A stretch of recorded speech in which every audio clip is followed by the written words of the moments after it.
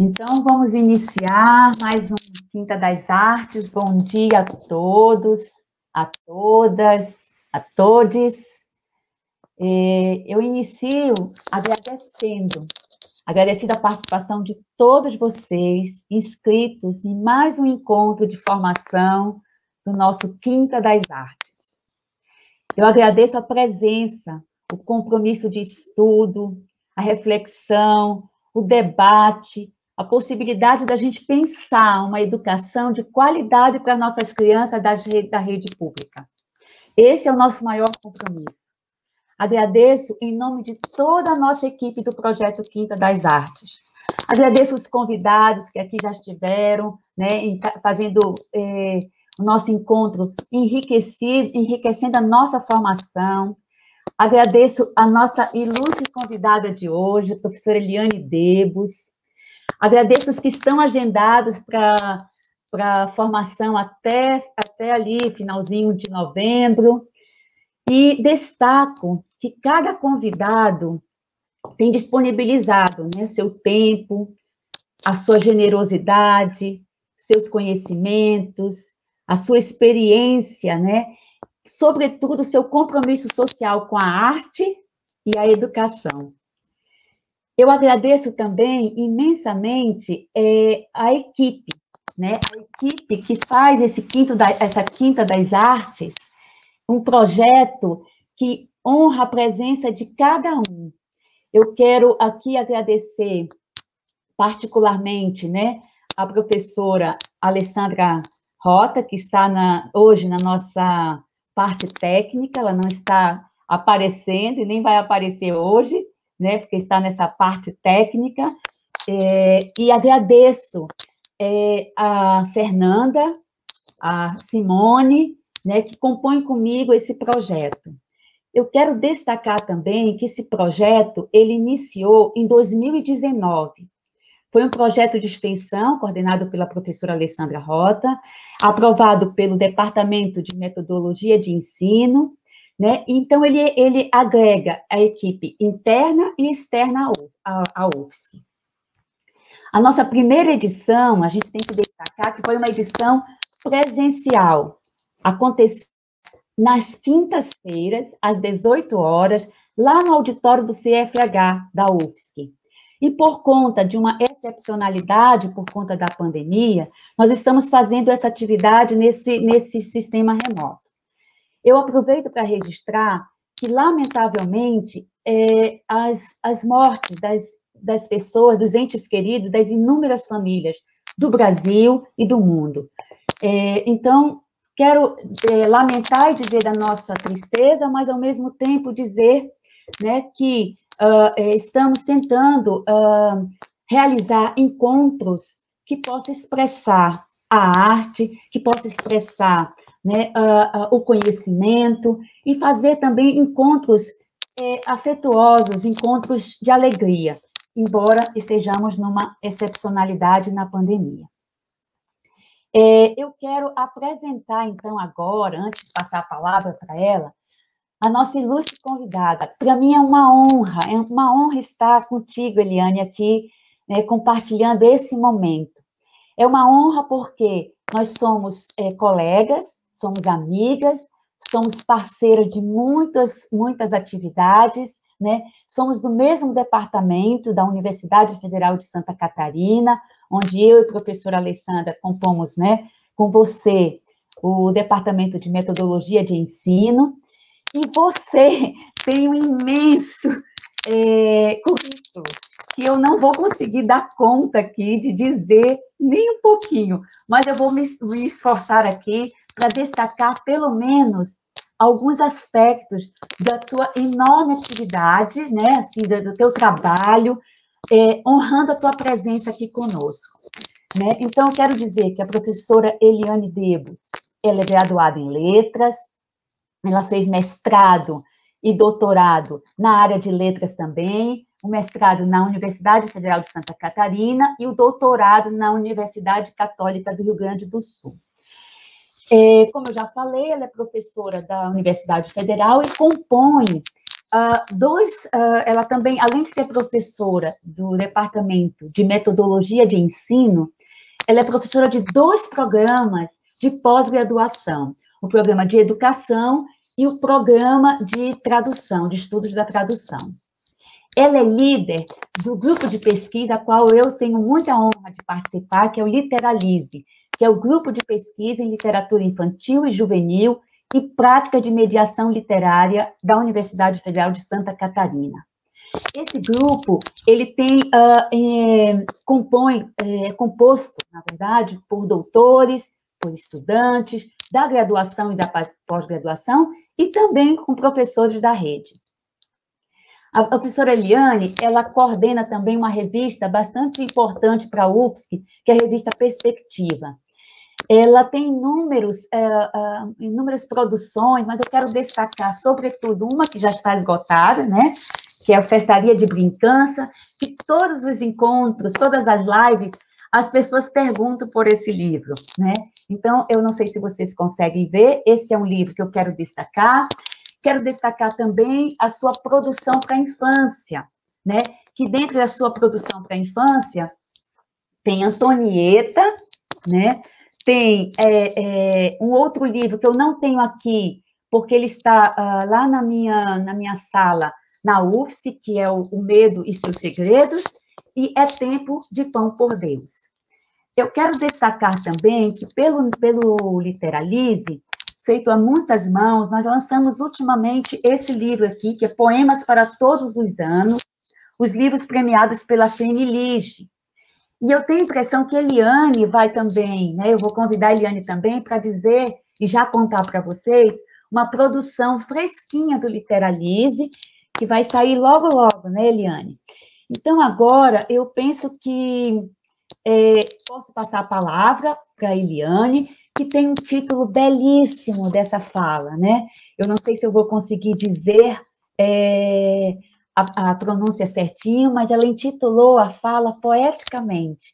Ela intitulou como Nigiritane, Nigiritane, Voos pela Literatura para a Infância. Então, passo a palavra agora, minha colega, minha amiga, com muita alegria recebo você, nós recebemos, na verdade, nós do projeto, a tua presença aqui, nesse nosso projeto chamado Quinta das Artes, mas numa terça-feira de sol em Florianópolis. Então, eu quero dizer, mais uma vez, Eliane, muito obrigada. Vamos brindar essa manhã de terça-feira, de sol em Florianópolis, né? Com essa fala tão poética, né? Nigiritane, Nigiritane, voos pela literatura para a infância. Então, minha querida amiga, parceira, te passo a palavra e para que a gente possa fazer essa manhã, depois desse susto, uma manhã bastante proveitosa para todos. Bom dia a todos, a todas, a todos. Esperamos que consigamos ficar aqui até o horário programado, sem a conexão cair, né, e sem muitas intempéries. Mas nesses tempos que vivemos, esses tempos de dureza, esses tempos de afastamento, né, social, esse tempo longe da escola, longe dos colegas, longe das crianças, enfim, esse distanciamento provoca também essas aproximações, mas essas aproximações nem sempre se efetivam da maneira como gostaríamos, né, na imediatez que geralmente a gente se espera e aguarda. Eu acho que esses tempos também provocam isso, esse outro lugar neste espaço, e que é este espaço aqui das tecnologias, e que sempre é uma surpresa, né? Sempre uma grande surpresa. Então, como a Lilane já me apresentou, né?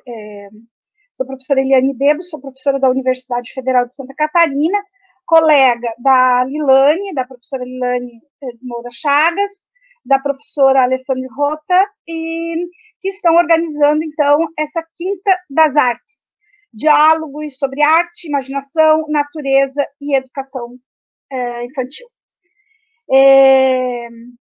Agradeço aos colegas que estavam aqui também, Simone Sintra e Fernanda Gonçalves, pelo convite, né? Então, acho que é um convite coletivo para estar nesse coletivo de professores que agora me ouvem. Eu sou professora Eliane Debos, como disse, sou pesquisadora na área da literatura para a infância. Não ouvi a minha apresentação, mas provavelmente a Lilane já trouxe alguns aspectos da minha formação. E o título que eu escolhi para estar aqui com vocês e que vai me orientar, né, nesse voo, ora rasante, ora rasteiro, ora planando, né, ficar assim paradinha no mesmo objeto, a ideia foi voos mesmo, voos pela literatura. Nirigitane, que o Nirigitane é um pássaro pequenininho, miúdo, assim os moçambicanos o denominam, e na língua xangana, e eu escolhi, né, essa expressão, porque também significa criança. Então, essa criança pequenininha, esse miúdo, esse pequeno, sobre o qual nós vamos focar o olhar a partir da literatura para a infância. Então, a primeira ideia nessa quinta das artes, né, é trazer a literatura para a infância, o objeto livro para a infância, como arte. E como arte, ultrapassando um pouco da esfera de alguns colegas pesquisadores, como a Nelly Novaes Coelho, que diz que a literatura é a arte da palavra, né? A literatura para a infância é a arte da palavra. Não discordo de maneira alguma, mas pensando que o livro para a infância é mais do que arte da palavra, tem uma composição aí de 3 esferas muito potentes, que é a palavra, a imagem, né, pela ilustração, e o próprio objeto livre. E é a partir dessas 3 dimensões, dessas 3 esferas que compõem o livro para a infância, que eu quero fazer esse meu voo. Novamente, um voo que em determinados momentos vai ser rasteiro, rasante, em outros momentos mais plano, porque pretendo parar e comentar alguns aspectos assim bem pontuais.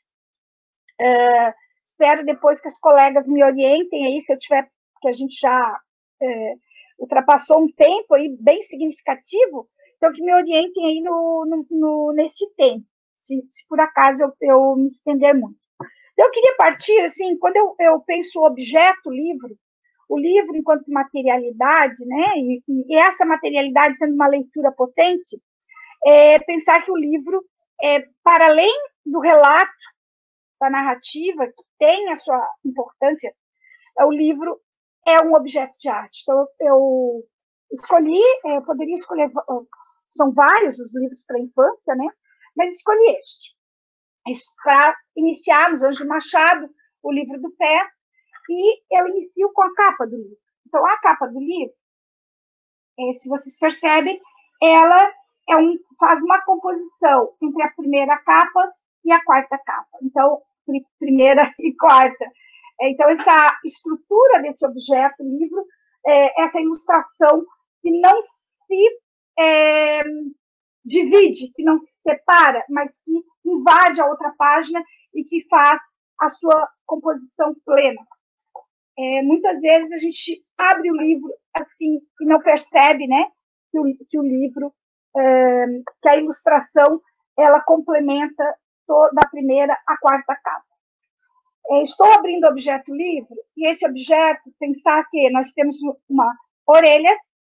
Nesta orelha, nem todo livro tem orelha, mas nesta orelha nós temos a biografia do Ângelo Machado.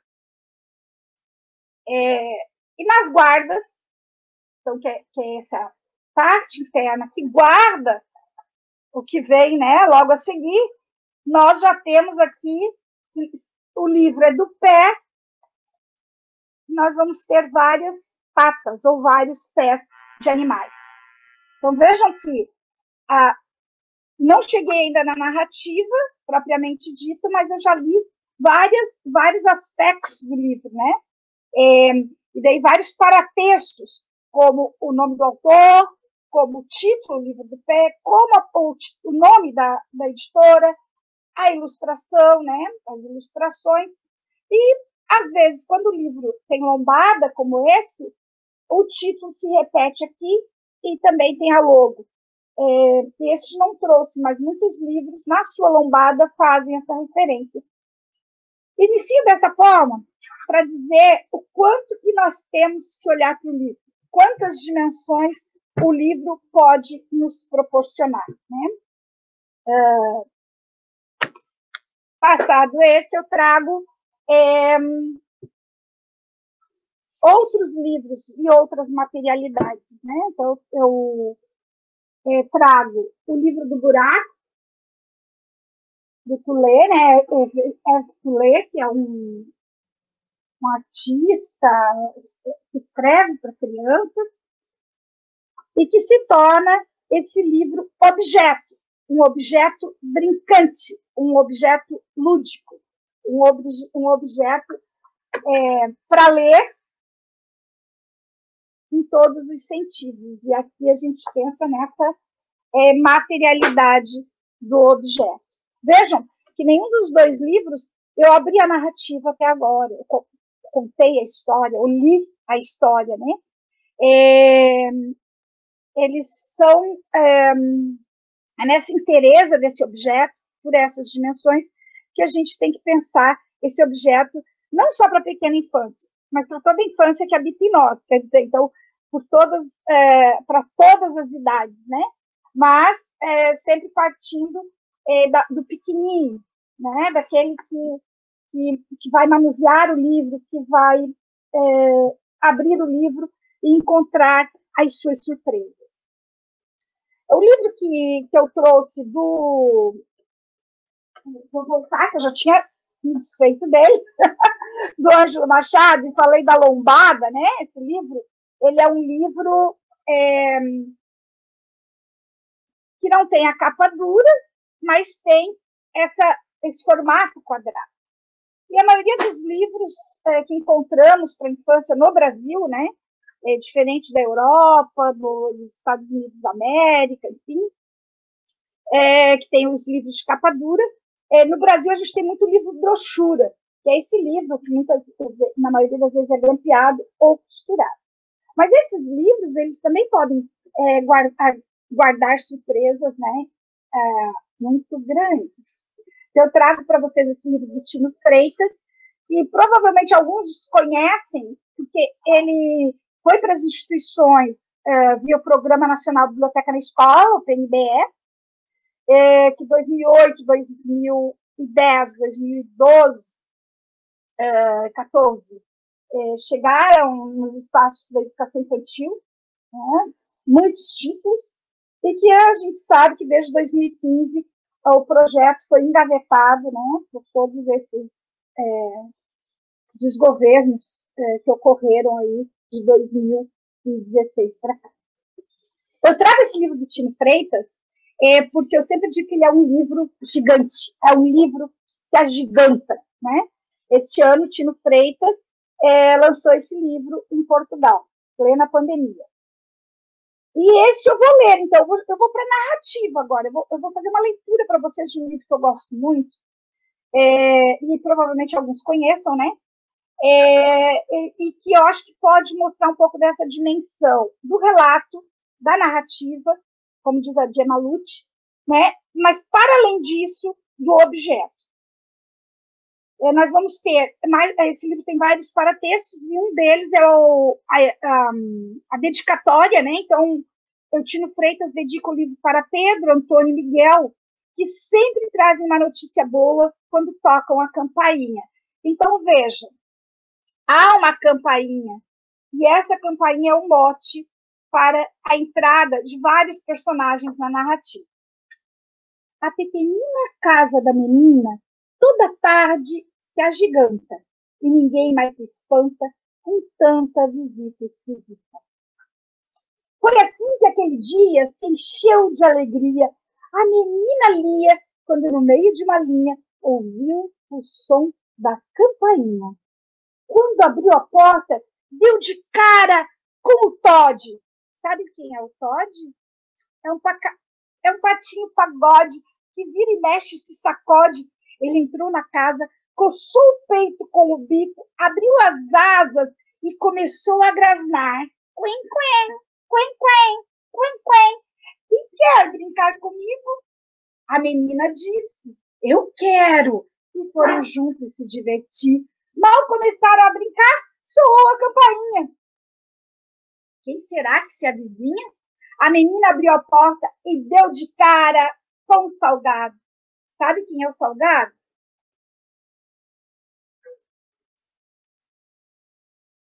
É um gato danado, folgado e faminto. Ele entrou na casa, deu um buceu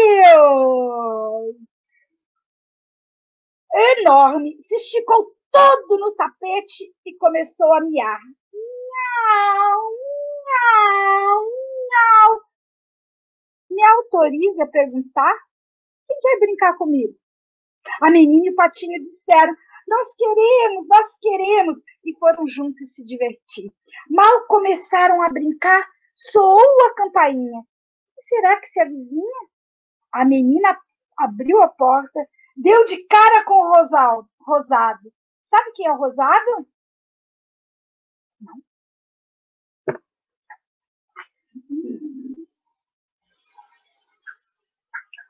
É um porquinho roliço, educado e muito animado. Ele pediu licença, entrou na casa, enroscou o rabo, cheirou o chão. De supetão, começou a roncar.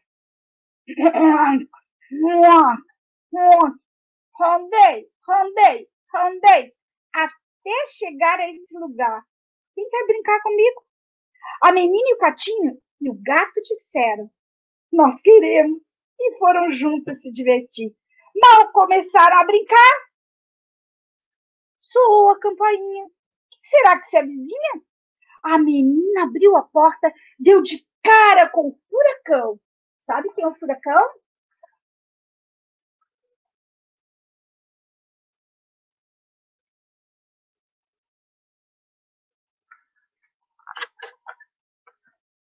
É um lobo grandão, brincalhão, bem bobão. Ele entrou na casa, deu uma lambida comprida na pata, olhou para o teto e começou a uivar. Au!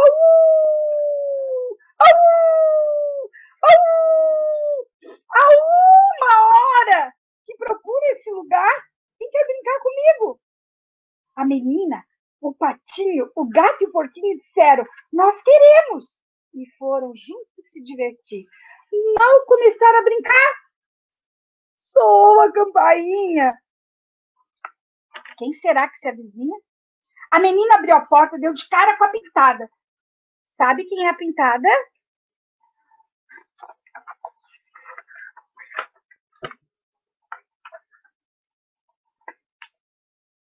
Uau! É uma vaca da pesada, engraçada, apelidada de Tonelada. Ela entrou na casa, balançou o chocalho, espantou um mosquito com o rabo e começou a mugir.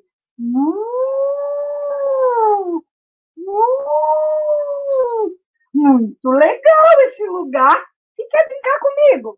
A menina, o patinho, o gato, o porquinho e o lobo disseram, nós queremos. E foram juntos se divertir. Mal começaram a brincar, soou a campainha. Quem será que se avizinha? Este livro do Tino Freitas, eu acho que traz, né, o diálogo aqui pretendido. O livro, para a infância, ele tem esta dimensão da palavra, enquanto arte, a ilustração e também o objeto. Né? Esse objeto artístico que se mobiliza e que, no instante, se transforma de diversas formas. Trago outros livros para a gente materializar essa ideia, e um deles é do Benjamin Lacombe, O Era Uma Vez. Eu emendo esse Era Uma Vez com o Era Uma Vez do Tino Freitas. Por quê? Porque o Tino Freitas, vejam, se nós retomarmos desde o início, esse patinho Todd, que patinho Todd pode ser esse? Lembra que tinha um patinho? Depois tinha um porco, o Rosado. Tinha o gato, o porco e o lobo. Se nós retomarmos, são personagens dos contos de fadas, das narrativas feéricas conhecidas pelas crianças ou pelos educadores, enfim, né? Então, nós trazemos aqui, já me transformei aqui, o penteado foi desmanchando, Benjamin Lacombe com o livro Era uma Vez. O Benjamin Lacombe é um artista francês e que tem trabalhado muito com o aspecto da ilustração, né? Ele é ilustrador, mas também escreve. E nesse, ele vai trabalhar, que é uma também das práticas dele, com a arquitetura do papel. Este livro tem no Brasil, porque nem todos os livros do Lacombe tem no Brasil. E eu trago aqui para vocês essas personagens, né? Esse livro papel, esse livro que se abre e traz também uma surpresa. O livro enquanto surpresa, enquanto objeto lúdico. Né? Então, ele vai escolher vários personagens do mundo para a infância de diversos países, como a Madame Butterfly. Alguns são muito próximos, a gente reconhece imediatamente. E também da literatura que a gente denomina de literatura moderna para a infância, onde tem Alice, Peter Pan, né, que não é uma literatura como aquelas do século XVII, XVIII, XIX, dos contos de fadas. Aqui nós temos o Barba Azul, né, aprisionando as suas mulheres. Cinderela e o Fuso. Na arquitetura do papel, ele vai escolhendo os objetos pelos quais, ou a cena, né, pelas quais ele quer mobilizar o leitor. E Peter Pan. Este livro, ele não tem a palavra, tem o texto, imagem, né, entendendo que a imagem também é leitura, também é um texto, mas ao final a gente vai ter um texto do Jean Perrault. Quem se interessa pelo livro objeto acompanha, né, a produção desse pesquisador. Ele tem um livro, ele tem um artigo no livro agora esqueci o nome, sobre brincar e brincadeiras, que é muito conhecido no Brasil. Depois eu lembro, agora fugiu. Mas, enfim, ele é um escritor que vem há alguns anos, mais de 20 anos, falando e pensando sobre o livro objeto, que é algo que é recente no Brasil, a gente pensar teoricamente sobre o livro objeto, né? Sobre a materialidade do livro. Até porque os livros que chegavam, na maioria das vezes, não eram livros produzidos no Brasil. Deve ser dizer, mas o que tu mostrou agora também não é produzido no Brasil, é do Lacombe, foi publicado no Brasil, mas ele veio do exterior, né? Daí eu pego, então, para exemplificar, o livro do Alexandre Rampazzo. Se eu bater nessa, né? Se eu abrir essa porta agora, então o livro, ele tem uma porta que vai exigindo uma mobilidade do leitor. Então, eu posso iniciar daquele modo, como posso iniciar de outros. Né? É um livro que vai, eu não vou contar todo, mas é um livro sanfona. Ele é um livro que vai se desdobrando, né? E vai narrando uma história. Vejam que nós vamos ter duas narrativas, uma de um lado, né? Do lado direito, e outra, quando termina, tem outra narrativa. É um livro que vai se desdobrando e apresentando os seus mistérios. Os paratextos, como todos os livros, lembram? Título, a gente tem editora, ano. Esse livro também vai ter, ele vem com este material, né, com esse box, onde é guardado. A gente poderia chamar de box e não luva, mas alguns chamam de luva, que é esse guardar o material, e aqui daí vem todas as informações sobre o livro, então sobre o autor, a ficha catalográfica, enfim. E quero apresentar, então, eu sei que nesse espaço nós vamos ter alguns professores da rede municipal de Florianópolis, na verdade muitos, né? Então esse livro provavelmente, que também é naquela estrutura de livro sanfona, que é um livro produzido aqui em Santa Catarina, né, pelo SIG, o Luciano Bicalho e a Tina Merz. O SIG Scheitel, nunca sei se a pronúncia do SIG é esta mesmo, mas enfim, o SIG é muito conhecido como contador de histórias, né, do grupo Semafagafos, e eles já têm 3 livros, se eu não me engano, são 3, né, acho que não é mais ainda. E o último livro, que é o Boi de Mamão, Boi Malhado, Boi Dobrado, traz essa estrutura do livro sanfona. A narrativa é sobre o boi de mamão, e ao final cadê a Bernunça? Cadê a Bernunça que não foi? Porque eu posso contar desdobrando dessa forma, né, também. E aqui atrás tem as personagens do boi de mamão que indagam onde está a Bernunça. E nós vamos ver que a Bernunça estava o tempo todo na narrativa, né? A partir da ilustração e desse desdobrar o livro.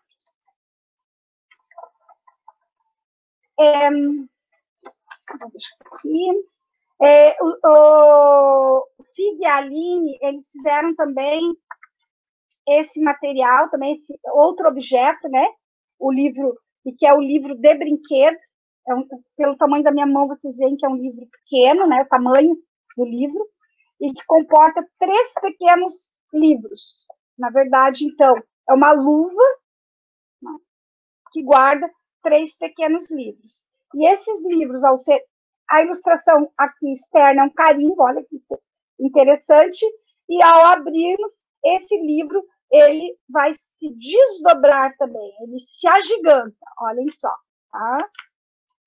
Não estou nem falando do relato, do que traz o livro, mas da estrutura desse objeto livro, né, do manuseio do livro. Esses 2 últimos livros são livros de autores daqui de Santa Catarina. Esses objetos livros, eles estão também nos livros que muitas vezes não são para os pequenininhos. Porque às vezes a gente pensa, essa materialidade, essa sanfona, um livro buraco, ou assim, a Gisele diz aqui um livro divertido, parece que é só para a infância. Não, um livro divertido não é só para a infância, pode ser para adulto. Eu trago daí esse adulto ou adolescente, né? Então eu trago esse livro que eu gosto muito, que é um livro de poemas, que é da Issa, que se chama Aguardados. E ele é um livro também que se materializa enquanto livro-objeto. Quer dizer, além de ler a palavra, a imagem, eu tenho que ler este objeto. Então, já no abrir o livro, na orelha do livro, olha só, na orelha do livro, já se anuncia esse objeto diferente, esse objeto diferenciado, esse objeto artístico. Então, nós temos uma orelha na orelha do livro e diz: há que se dar ouvidos às coisas que vêm de dentro. Então, a materialidade, ela está em diálogo com a palavra. E nós vamos ter, neste livro, especialmente, assim, várias dinâmicas, né, e possibilidades desse livro se manifestar enquanto objeto. Então, nós temos aqui, não sei se vocês estão acompanhando, né, o pássaro, a página azul, abra seus abraços, me acolha em seus laços. Vejam, a folha se movimenta. ao se movimentar, eu posso ler também aqui. Não há nada maior na vida do que as pequenas coisas da vida. Mas esse passarinho, ele pode também estar aprisionado ou saindo dessa gaiola. Então, cada leitor faz a sua leitura. A materialidade, ela pode se dar, né, esse diferencial pela estrutura da página, nessa arquitetura, né, do papel ou de outros objetos que o artista se utiliza, e também pode se dar na construção das letras. Então, eu não marquei esse aqui, deixa eu ver se eu acho aqui. Eu gosto muito desse, né? Como eu disse, é um livro que pode ser trabalhado com os pequenininhos, mas também é um livro para adolescentes, adultos, e nós temos as palavras todas em arame farpado. Eu não sei se vocês conseguem identificar, daí tem o Mandacaru, e o poema diz: eu posso pisar na lua e não tocar teu coração, porque ele, num dacaru farpado, não se deixa ser tocado. Então, é um poema super profundo, né? Mas tem essa marca também dessa letra diferenciada, dessa estrutura do objeto.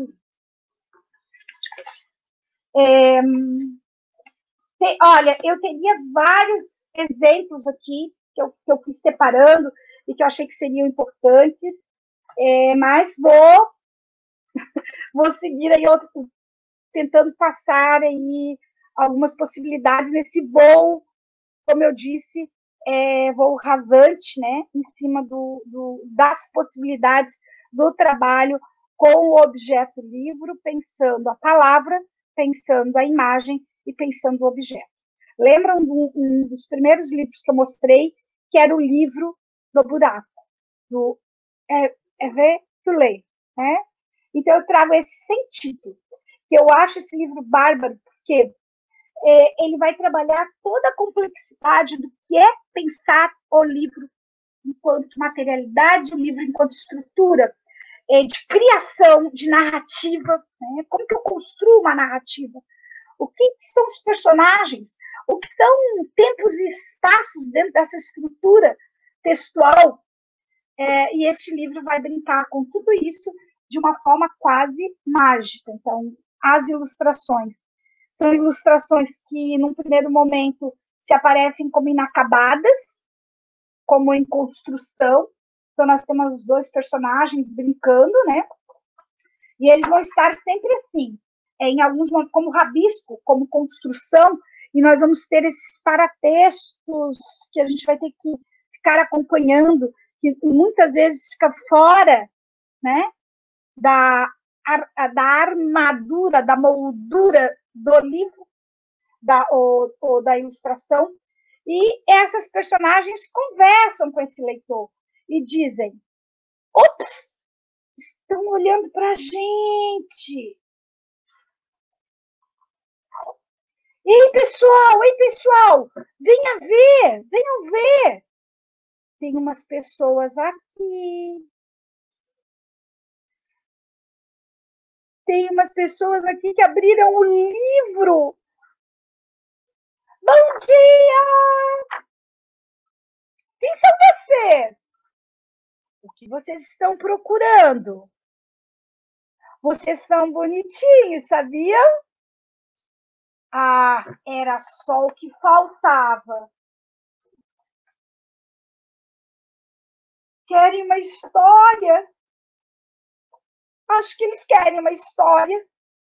Por que uma história? Ixi, e agora? Vocês poderiam voltar mais tarde? Socorro, nós não estamos prontos. Não seria melhor colocar um pouco mais de cor? Boa ideia! Ficaria mais bonito e mais clean também. Está meio bagunçado. O que vocês acham de uma paisagem? Vou procurar.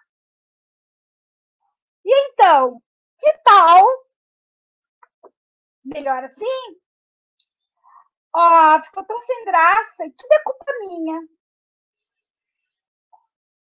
E o que a gente faz agora?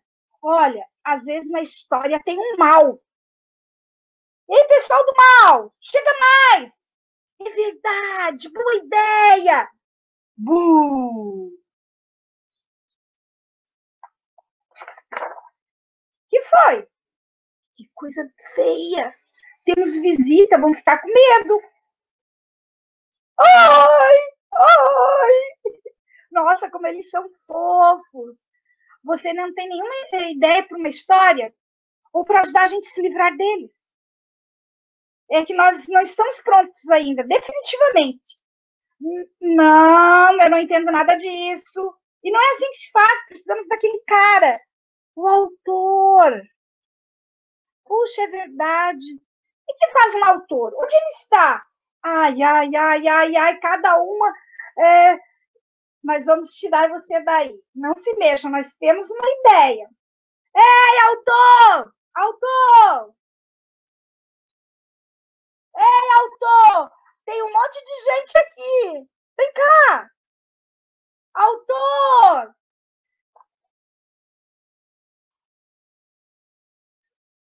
Oh, leitores! Como foi que vocês entraram? Desculpe-me, mas vocês não podem ficar aqui. Eu ainda não terminei o livro. Mas eles querem uma história. Você poderia fazer um esforço? Eles vieram de longe. Eles são bem simpáticos. E, afinal de contas, eles compraram o livro. Está bem, mas só uma história curtinha. E depois vocês vão embora. Combinado? Viva, viva, uma história. Bom, então, era uma vez um belo dia ensolarado. Nossos heróis caminhavam tranquilamente pela estrada fora, quando, de repente, surgiu Bocão. Um monstro terrível, pronto para atacá-los. Mas a bela e bondosa fada ergueu uma varinha mágica e disse: suma, Bocão, e não volte, não. E no mesmo instante, o monstro sumiu. Foi embora. Evaporou. Pronto. Missão cumprida. Gostaram? Médio. Foi meio curto. Você já fez melhores. Gostei dos desenhos. O final foi assim, assim. Como? Assim, assim. Bom, se vocês não estão satisfeitos, podem procurar outra história. Tem um monte de livros por aí. E antes de sair, façam-me um favor, caros leitores. Apertem o botão aqui.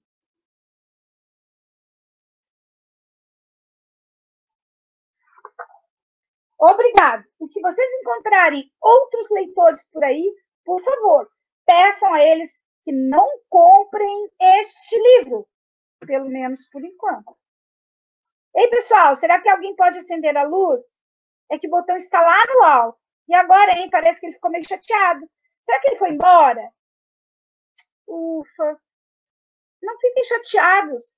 No fundo, esse autor é legal. A história até que ficou bacana. O que a gente faz agora? De todo jeito, ainda temos algumas páginas. Bom, acho que poderíamos aproveitar para dizer tchau. É mesmo! Agradecemos a visita, hein? Bye, bye. Tchau. Tchau. E aí, quer brincar?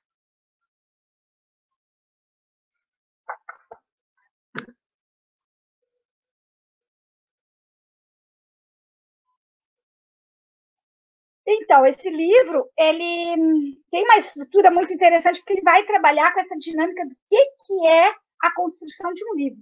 Suas personagens, seu tempo, espaço, cenário, as cores, né? Então, parte da garatuja, do rabisco, de toda uma estrutura que faz com que a criança se identifique, né, com essas imagens, com essas ilustrações, e vai trabalhando esses aspectos da construção de uma narrativa, da construção espacial, temporal e assim por diante. Creio que esse livro sem título, que vejam como é interessante, né, o título do título, do sem título, né, deste livro, porque ele movimenta o leitor a pensar até um título para o próprio livro.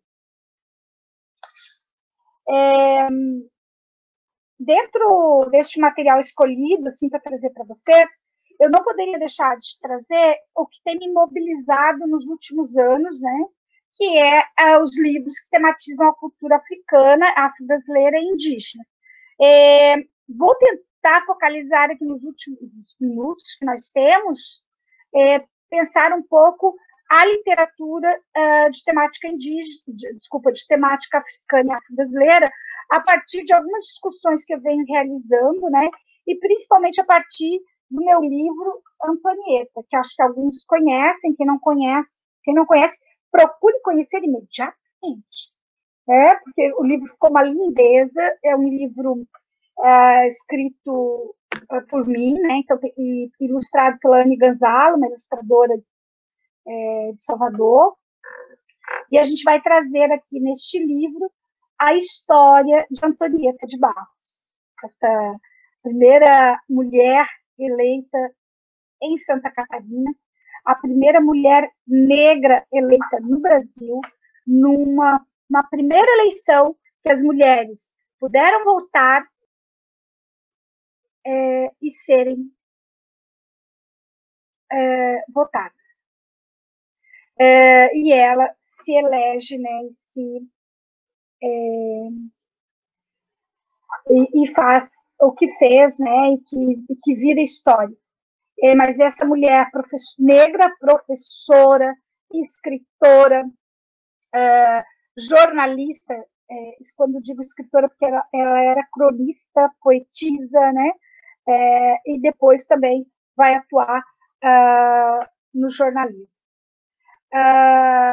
Eu, ao trazer todas essas, vou falar de mais alguns livros, pensando que o protagonismo negro é importante para que a criança negra se veja representada, perceba que nós temos pessoas negras que fizeram história, foram importantes na construção do nosso estado e do nosso país, mas para que as crianças brancas também, para todos, né, todos vejam o outro representado. E eu acho que esse é o nosso grande pulo do gato, pensar que nós temos que ver todos representados na literatura para a infância, e em toda a literatura, e pensando que a representação não é só com as personagens, mas também no aspecto da autoria. Porque se formos olhar a nossa literatura, ainda é uma literatura carregada de branquitude, imersa na branquitude, né? São escritores, a maioria brancos, ilustradores, a maioria brancos, e as personagens também. E quando a gente pensa na questão do livro para a infância e das relações étnico-raciais, sempre pensamos no embate, né? Nessa dicotomia entre brancos e negros, ou não só no embate mesmo, no embate racial, numa discussão antirracista. Mas essa discussão antirracista ela pode se dar pela ilustração. Então, eu trago esse livro aqui, por exemplo, Cheirinho de Neném, que não traz a discussão racial pela palavra, mas ela vai trazer o protagonismo negro pela ilustração. Então, é uma família negra que está esperando o neném, né? A irmãzinha que está em casa e aguardando a chegada do bebê, do neném que está chegando. É esse cheirinho de neném. É uma família negra, né? Aguardando essa criança que chega.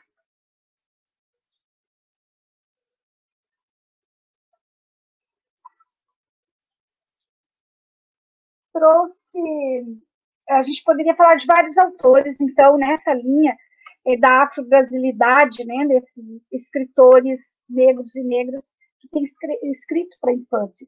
Então, Sônia Rosa, com toda uma produção maravilhosa, então, eu tenho dúvidas, né, de que livros indicar, que livro procurar. Então, Sônia Rosa, Rogério Andrade Barbosa, João Rufino dos Santos, Celso Sisto, né, que tem uma produção aí já marcada pelas discussões também raciais, trazendo os contos africanos. E daí a gente também pode alargar esse conhecimento a partir das literaturas africanas, que entram no mercado editorial, promovidos, né, pela Lei 10.639. A própria literatura para a infância e a temática da cultura africana e afro-brasileira, ela se expande, ela se alarga, né, a partir, né, da Lei 10.639. Isso, sem sombra de dúvidas, tem várias pesquisas que têm demonstrado isso, né, que o mercado se expande e se amplia, né, os títulos a partir da lei. Aqui em Santa Catarina, a gente tem alguns autores negros que estão escrevendo, e também temos os livros com a representação negra, né? Então, eu cito, claro, o meu, Antonieta, né? Mas a gente tem a Solange Adão, a Gisele Marques, temos também autores indígenas, né? E também a temática indígena, que aí tem um diferencial, que é o que é tematizado e aquele que escreve, né? Que daria aí só uma formação para a gente pensar. Mas vejam, a minha proposta, quando fui convidada, foi trazer um pouco esses voos, né? Esse voo nessa linha, como eu disse, voos rasteiros, rasantes, e às vezes planar em alguns momentos, né? Mostrando também aí a esfera da questão do ler histórias, né? A gente poderia ler narrativas, que a gente poderia colocar aí na esfera do contar, né?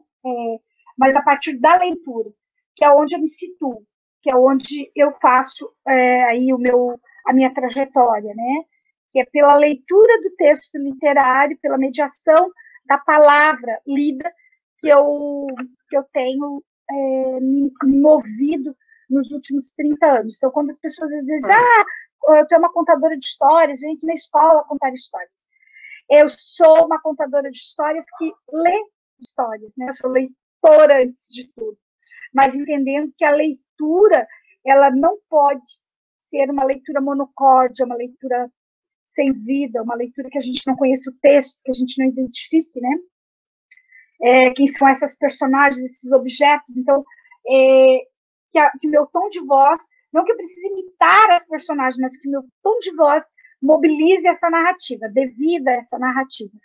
Então, também tentei trazer um pouco disso aí quando eu apresentei os livros, para vocês entenderem a complexidade que trazer essas narrativas, né? E a complexidade que mas ao mesmo tempo a importância que isso tem para a formação do leitor. Mais do que pensar o espetáculo, né, da contação, é pensar o espetáculo da palavra, o espetáculo da imagem, o espetáculo da materialidade, que eu acho que daí entra noutra vertente, noutra possibilidade aí de manusear e de perceber o objeto livre. Não que as outras não sejam importantes de maneira alguma, mas que isso é possível, né? Pensar. Nós temos aqui, então, já nessa linha da dinâmica do questionamento, a professora Lilane pergunta se eu poderia, né? Pergunta não, mas para eu falar um pouco do significado para a vida de uma criança se reconhecer numa obra literária. Ora, eu acho que quando a Lilane traz isto, é muito na representação, né? E daí na representação das personagens negras, né, na literatura para a infância. Eu acho que isso é fundamental.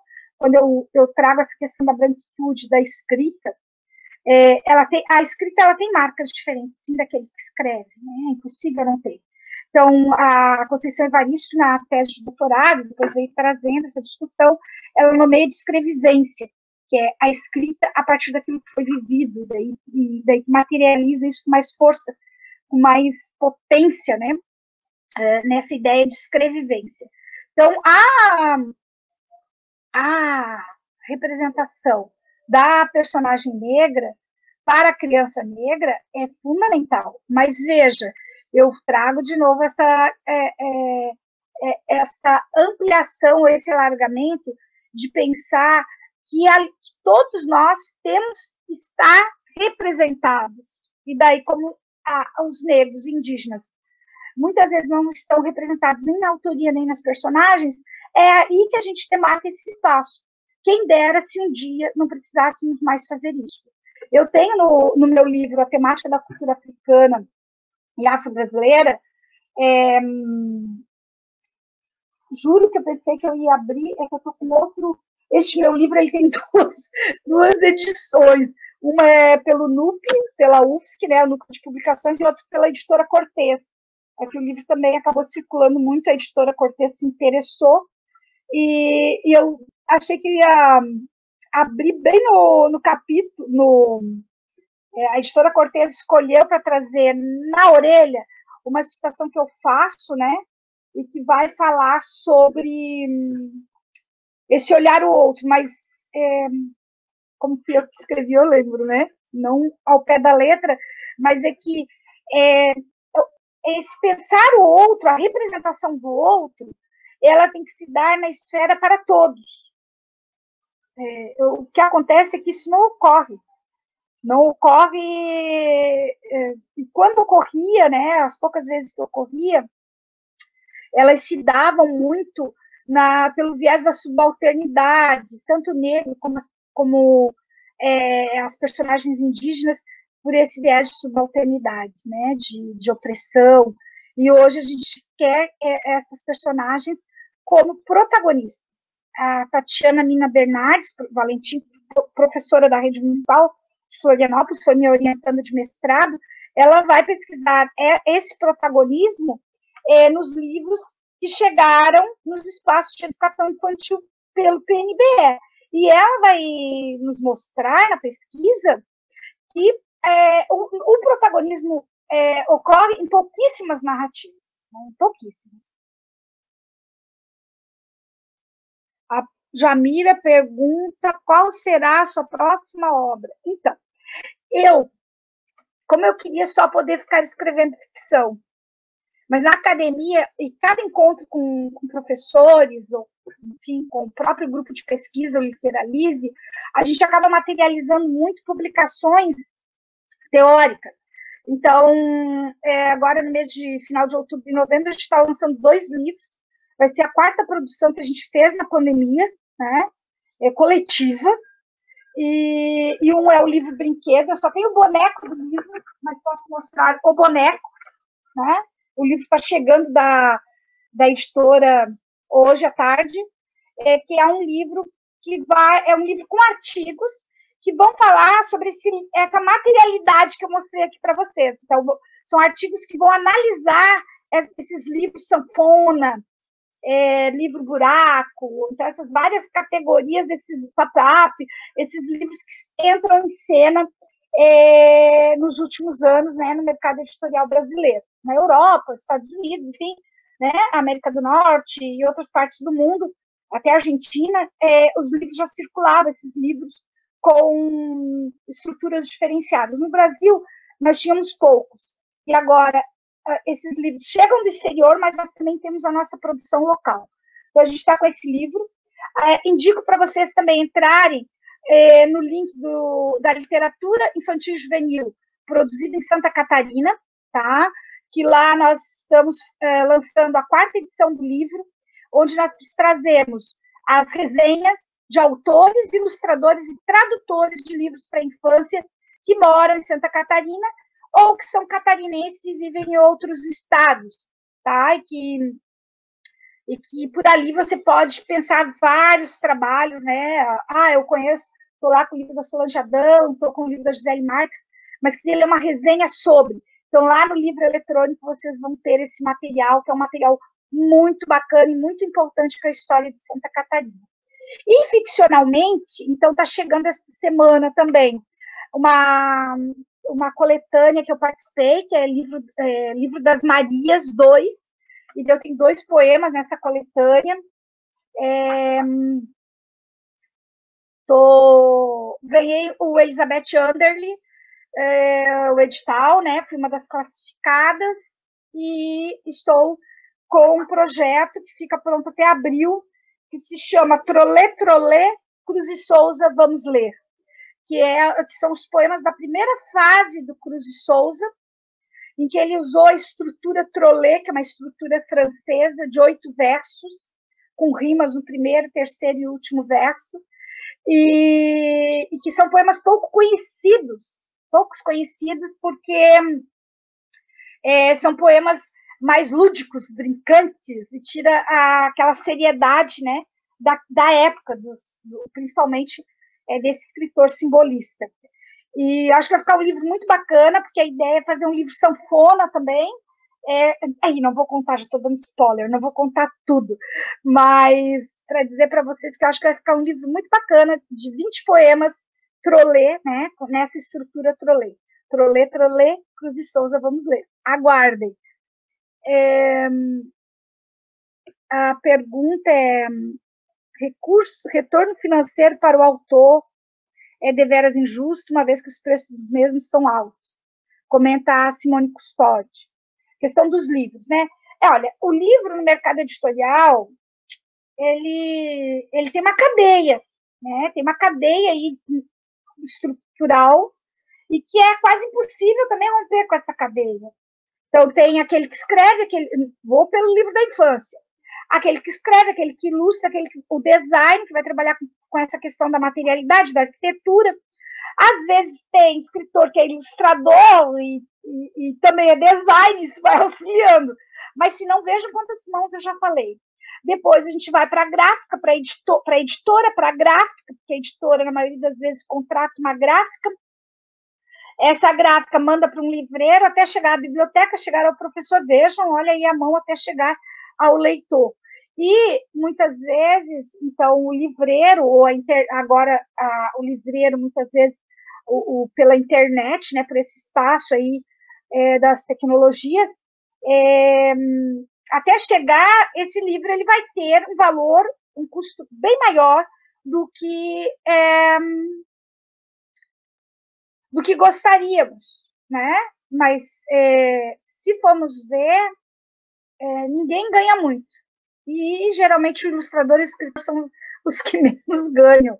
E, para ter um ganho significativo, teria que ter vários livros, né? Também penso assim. A questão, a Lilane colocou aqui, a falta de políticas públicas, né? E depois ampliaram educadores que consumam, né, esse objeto livre. Então, assim, as políticas públicas de leitura, no nosso país, elas estavam sendo acionadas, mobilizadas. Então, não esqueçamos do PNBE, que era um programa, não era uma política pública de leitura, era um programa de leitura, mas tinha ultrapassado a esfera de projeto, né, como ciranda da leitura, lá da década de 80, era um programa que durou de 1997 a 2015, então tem uma história. E em diversos momentos ele foi se mobilizando de formas diferenciadas, né? E nos últimos anos os livros estavam chegando nas bibliotecas. Todos queriam o pulo do gato, que era que o professor abrisse as caixas ou tirasse os livros da biblioteca e levasse até os estudantes. E muitos traziam isso pelo espaço da formação, que faltava formação para os professores. Eu acho que sim, a formação até para abrir as caixas, entender que livro é objeto de consumo, não é objeto permanente. Que livro lido é livro usado, é livro gasto. Eu venho batendo nessa tecla há mais de 30 anos, eu digo isso. Mas a gente encontra ainda espaços educativos que livro é material permanente e que é para ser usado em poucos momentos, aí vai rasgar, vai destruir. Ora, o brinquedo que é comprado, aqueles brinquedos de plástico, que às vezes duram 1 mês, 2 meses, colocados, né, nas mãos das crianças. E são colocados. Por que o livro não é colocado? Então, tem outra questão que é cultural também. E nós, educadores, temos que ter um acervo mínimo. Nós não que não devamos ter as políticas públicas de leitura, mas a nossa ferramenta, enquanto professor, é o objeto livre. Então, assim, eu pego a minha história de leitora e a minha história de professor. Se hoje eu tenho mais de 12 mil livros, enfim, tem um acervo constituído, esse acervo ele foi constituído desde a minha graduação. Eu não tinha dinheiro para comprar o livro na livraria, eu ia num sebo. Eu não fazia xerox, eu fiz curso de letras, então eu não fazia xerox do Dom Casmurro, Memórias Póstumas. Isso era impensável. Então, eu comprava um livro em sebo, né? Livros infantis também. A gente, hoje, eu não, né, desde março, 3 de março foi o último dia que eu, uma sexta-feira, que eu transitei pela João Pinto. Mas na João Pinto a gente tem vários, não sei como que eles estão vivendo hoje, né, nessa pandemia, se estão abertos, enfim, mas tem vários sebos, certo? E esses sebos, livros usados, tem muitos livros infantis e livros de qualidade, e também livros clássicos. Eu comprei, ao longo, não sozinha, porque muitas pessoas me presentearam, mas ao longo de uma trajetória de 20 anos, eu tenho os 24 livros da Biblioteca Infantil, que é uma publicação feita lá de 1908, na verdade 1890, mas os exemplares que eu tenho, um é de 1908 a 1956, todo comprado em sebo. Eu tenho os 24 exemplares, naquela capa antiga, dourada, as letras, enfim. Então, quando a gente não tem dinheiro para ir na livraria, a gente vai no sebo. A estante virtual está aí nos dizendo a todo momento que os livros podem ser comprados, né, com recolha menor. Mas vejam, eu não poderia deixar de dizer aqui que o PDF do livro é um crime, tá?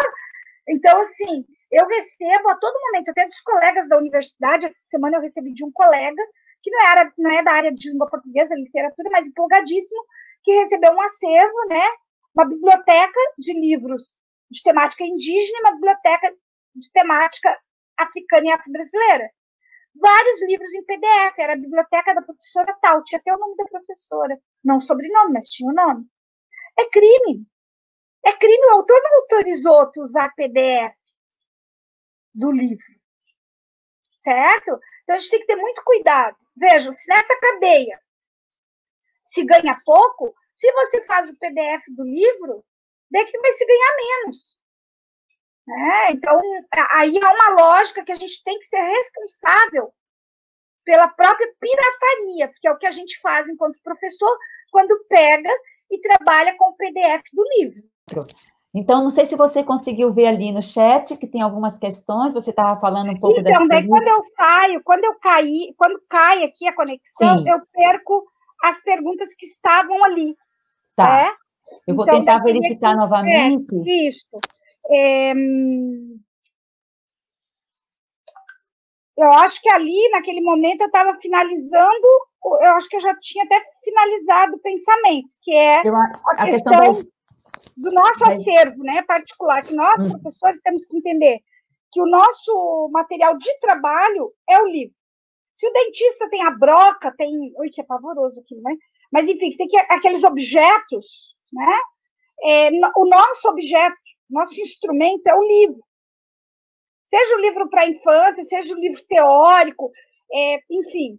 Então, esse objeto, ele tem que fazer parte da nossa história, da nossa formação. Eu posso não gostar de poesia, ou melhor, eu posso não escolher a poesia como a minha leitura preferida, mas eu tenho que levar a poesia né, para as crianças.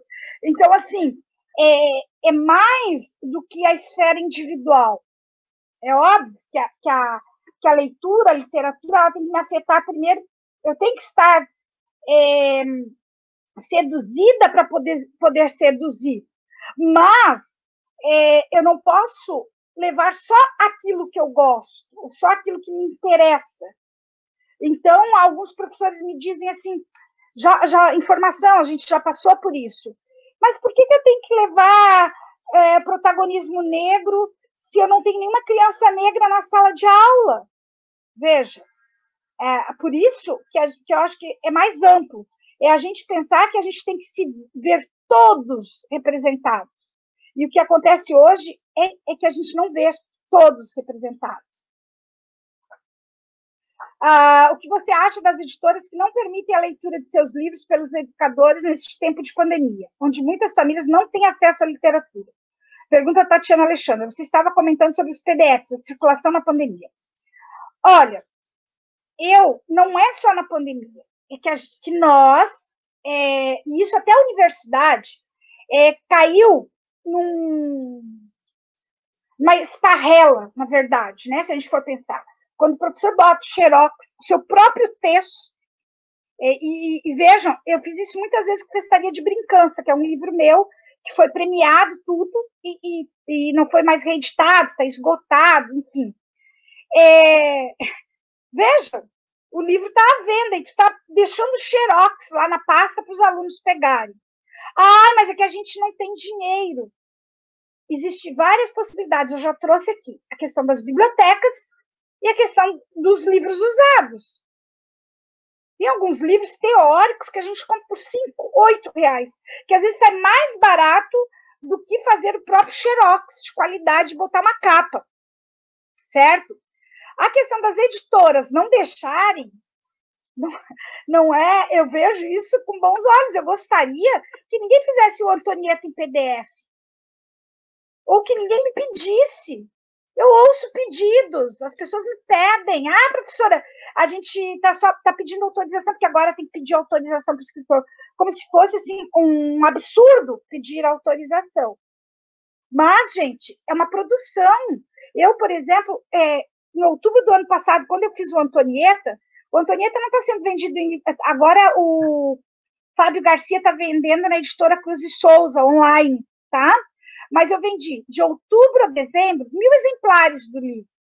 Vendi para professores, sem fazer muita divulgação, né? No dia do lançamento foram vendidos 150 livros para as pessoas que estavam lá no lançamento. Então, assim, para mim foi uma grande surpresa. Mas em fevereiro, várias escolas começaram a entrar em contato. O que eu fiz? Eu fiz 2.000 exemplares. Isso quer dizer, eu paguei o livro, porque eu não mando para a editora, enfim. Mas foi uma opção que eu fiz de não mandar para a editora grande. Porque eu tenho, por exemplo, um livro de teórico, eu tenho livro pela Cortez, pela Paulus, por editoras aí que são comerciais. Hoje eu estou com de 2.000 exemplares, eu consegui vender só, acho que 200, 300. Por quê? Porque veio a pandemia, o livro chegou ao final de fevereiro, e vejam, os professores, já veio professor de educação básica aqui em casa pegar livros, 30 livros, 20 livros, que compraram, as crianças pagaram o valor do livro, e o professor mandou, quando as crianças vêm buscar o material. Quer dizer, existe possibilidade, sim, de chegar o livro até as crianças, mas muitas vezes a gente não mobiliza isso, porque a gente acha caro, 10, 15, 20 reais na compra de um livro. E como o professor acha caro, a gente também não motiva os pais, e já de antemão acha caro, sabe? Então, assim, há uma rede aí muito perversa e muito complexa da nossa formação, e não entender que o livro tem um valor, sim, e que esse valor ele tem um merecimento, deveria ter, né? E que muitas vezes nós mesmos desqualificamos quando a gente trabalha com PDF, trabalha com essas publicizações. Mas vejam que tem muitas editoras, Brinkbook, Pulo do Gato, o próprio Itaú Cultural, que possibilitaram acervos aí, a Companhia das Letras, tem algumas editoras que fazem diariamente, abrem alguns livros em PDF com autorização, muitos. Tanto que eu estou fazendo trabalho na minha disciplina com os estudantes, as leituras com os livros em PDFs que são autorizados. São autorizados. A Ariadne diz, certamente o valor de livro é sempre um investimento. R$30 é um investimento. Um sapato de 250, provavelmente ele vai durar uma estação. Às vezes a gente nem usa a segunda estação, porque já não está na moda. Não é mesmo? Também foi um investimento. Daí a gente pensa, qual é o investimento que eu vou fazer neste momento? É o 30 ou 250? Muitas vezes a gente faz o de 250. Estou falando nós, professores. Não estou nem falando dos pais, né, que passam, às vezes, dificuldades enormes. Mas eu estou falando a partir do salário de professor mesmo, substituto da Rede Municipal de Florianópolis, como eu fui nos anos de 1991, 1992 e me efetivei em 1993, né?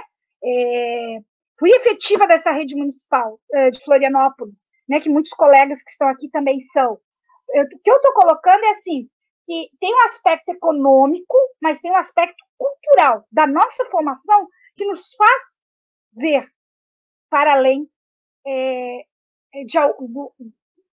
da forma que a gente vive, né? Poderia nos indicar algumas literaturas para os bebês? Tá, indicação para bebês, deixa eu ver o que mais.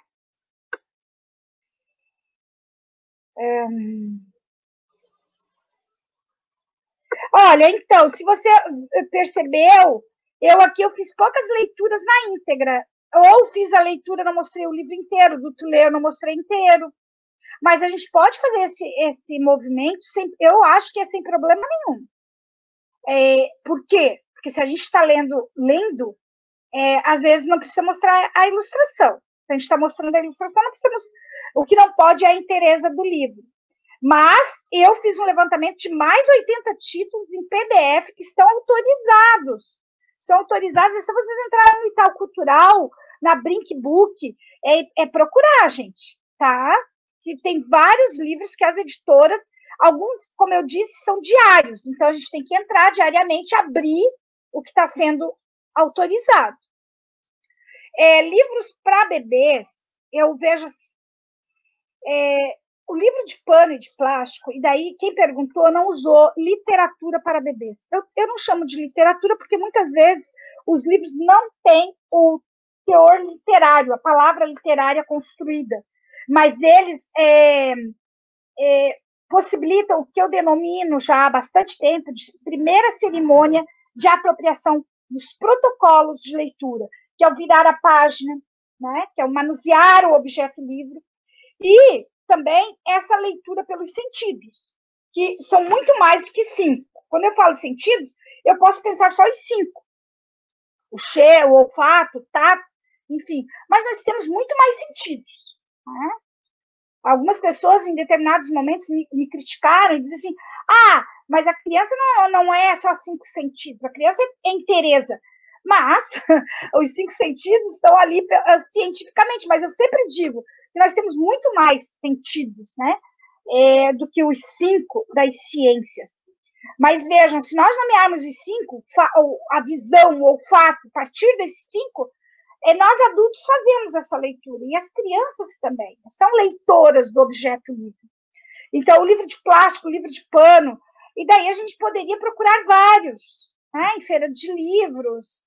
Eu tenho um acervo significativo que poderia trazer aqui, mas eu acho que seria outro momento, porque a gente teria que ver mesmo esses livros, abrir, mobilizar para entender a sua complexidade e o porquê que eles são importantes, mas não entender eles como livros de literatura infantil, que daí aí também tem um papel fundamental a ser pensado, a ser refletido, que é o objeto livre enquanto sua importância, mas que muitas vezes esse livro não tem o teor literário, a linguagem, a palavra, né, literária, a palavra estética eu acho que das perguntas que estavam aqui, eu acho que eu trouxe, né?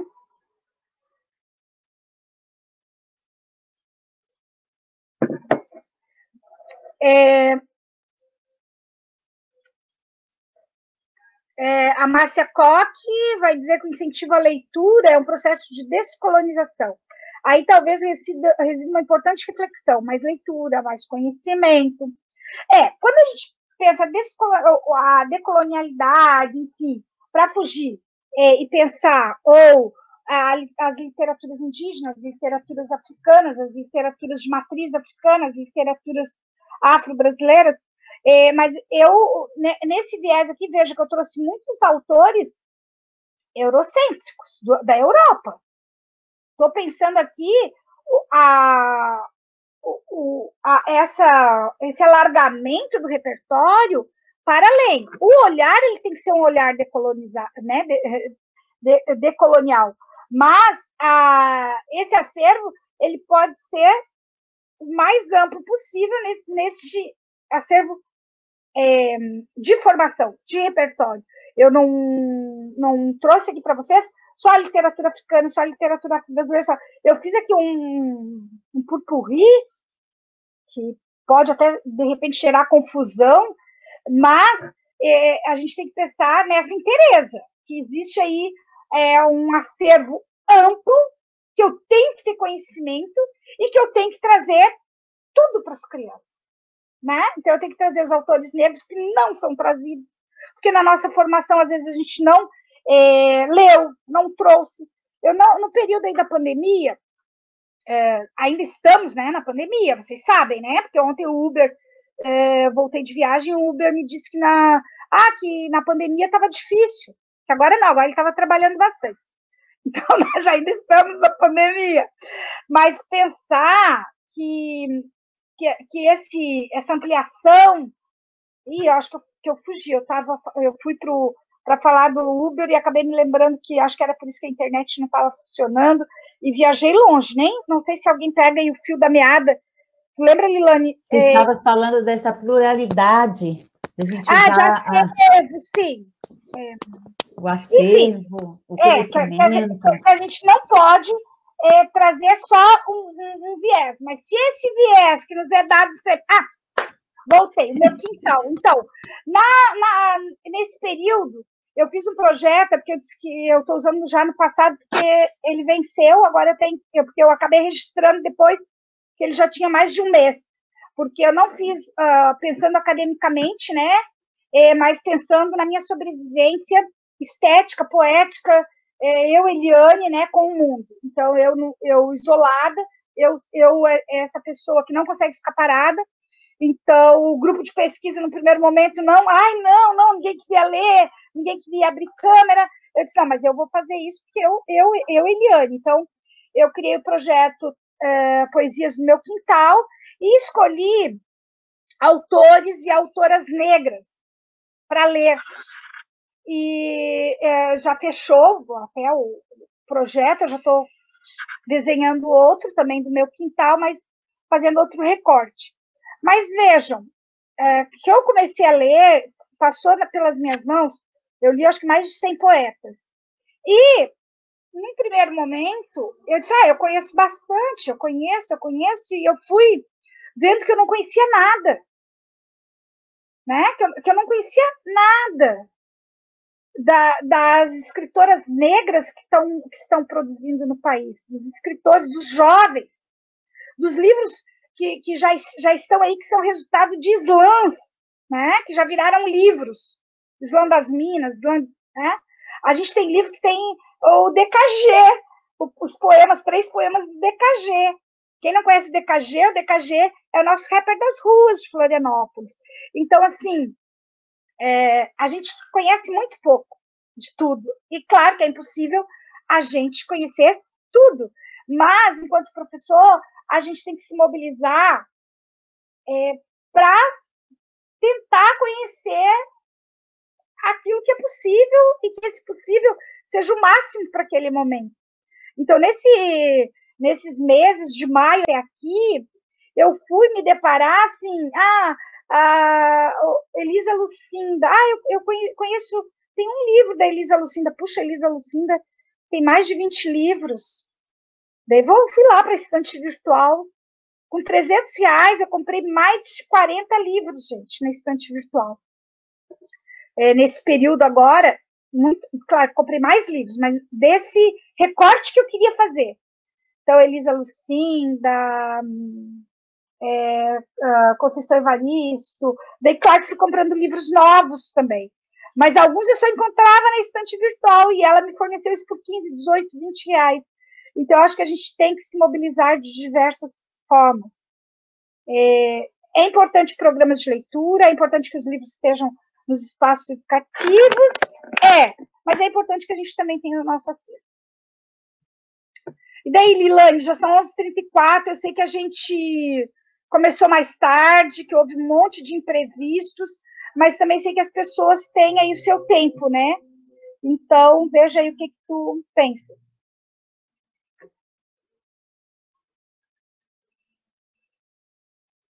Está com o microfone fechado, tem que abrir.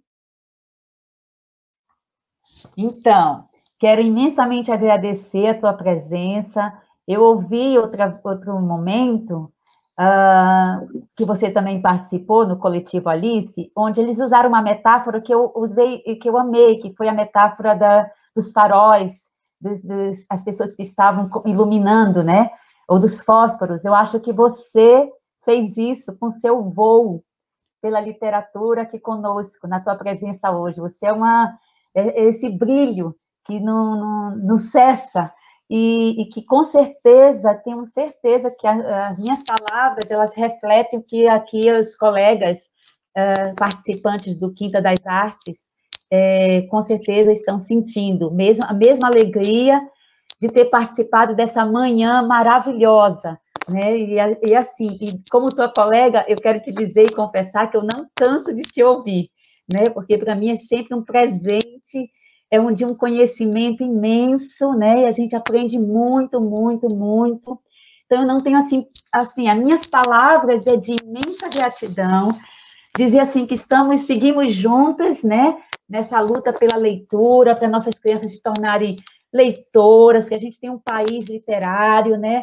Mesmo nessa contradição que esse caminho, né, de desgoverno, mas a gente está na resistência, né, fazendo o melhor que a gente pode fazer, né, juntos, num coletivo, seja no Literalize, na universidade, nas escolas públicas, né, seja nos projetos como esse que a Ali está coordenando conosco, que é o Quinta das Artes, seja você sendo essa estrelinha, assim, brilhando nas várias lives que participa, no quintal, né, a poesia do meu quintal. Então, Eliane, assim, eu assim, estou imensamente feliz, né, e, assim, queria te abraçar agora, assim, com todo o meu calor, né, desse momento, assim, e com certeza a Simone, que também participa do Literalize, deve querer te abraçar também, né, com essas palavras, a Fernanda, a Ali, que não ia aparecer hoje,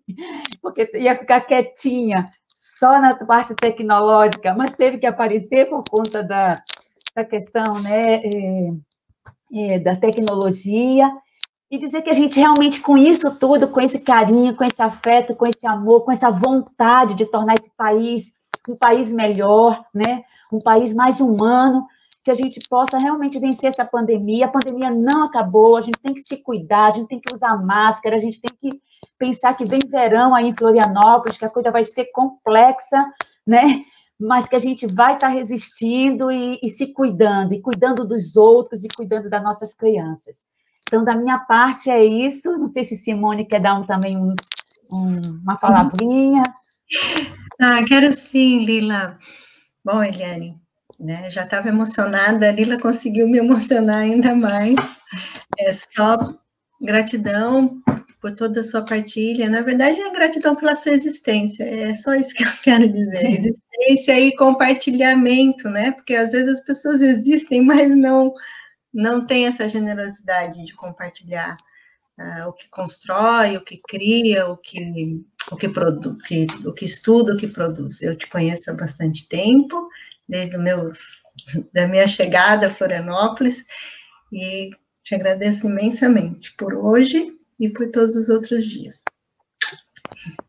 Eu quero agradecer o coletivo de professoras, né, que organizou o Quinta das Artes, que está organizando, porque ainda não terminou, vai até novembro, né, dizer que foi, para mim, esses encontros, eles são sempre uma alegria, eu nunca digo que é honra, eu vou lá para o Barthes, e o Barthes diz, a honra pode ser imerecida, né, a alegria nunca o é, porque a alegria parte de mim, né, então, é sempre uma alegria estar com os professores, e mesmo nesses tempos duros, né, carregados de dureza, enfim, e distanciamento, mas é uma forma de estarmos juntos.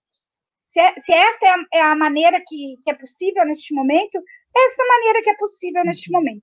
E eu só sou o que eu sou a partir do coletivo.